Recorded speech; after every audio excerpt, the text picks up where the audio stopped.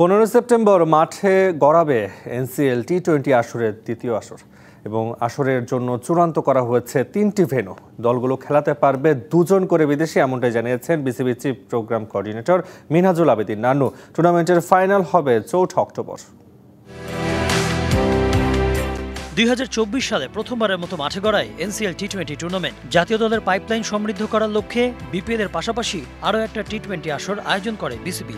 Franchise ভিত্তিক এই আসরের প্রথম সংস্করণ বেশ আলোড়ন তুলেছিল। ক্রিকেটারদেরও চাওয়া ছিল এই টুর্নামেন্ট যেন নিয়মিত হয়। অবশেষে পূরণ হচ্ছে ক্রিকেটারদের চাওয়া। সেপ্টেম্বরের দ্বিতীয় সপ্তাহেই শুরু হচ্ছে এনসিএল টি-20-র দ্বিতীয় আসর, যেখান থেকে টি-20-র জন্য ভালো পারফর্মার বের করে আনার লক্ষ্য বিসিবির। সেপ্টেম্বরের সেকেন্ড উইক থেকে টি-20 এনসিএলটা শুরু হবে। কিছু কিছু খেলোয়াড়কে দেখার জন্য অবশ্যই একটা ক্ষেত্র তৈরি হবে। ডোমেস্টিক টি-20 ক্রিকেটটা না হওয়া পর্যন্ত কিন্তু বলা মুশকিল।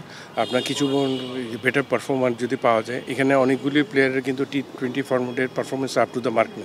এবারের আসরটা গুছিয়ে আয়োজন করতে চায় বিসিবি, যদিও এশিয়া কাপের ব্যস্ততায় পাওয়া যাবে না জাতীয় দলের ক্রিকেটারদের। এরই মধ্যে চূড়ান্ত করা হয়েছে ভেন্যু। গতবার তো আমরা খুব অল্প সময়ের মধ্যে এটা করা হয়েছিল। এবার আমরা 3টা ভেন্যু অলরেডি চুজ করা হয়েছে। গ্রাউন্ডস কমিটির কাছে টুর্নামেন্ট কমিটি চেয়েছে, তো সেই হিসাবে টুর্নামেন্ট কমিটি আগাচ্ছে। আমার মনে হয় যে এটা কনফার্ম যে 3টা ভেন্যুতেই হবে এবার এনসিএল টি-20। Konok Mahmud, DBC news.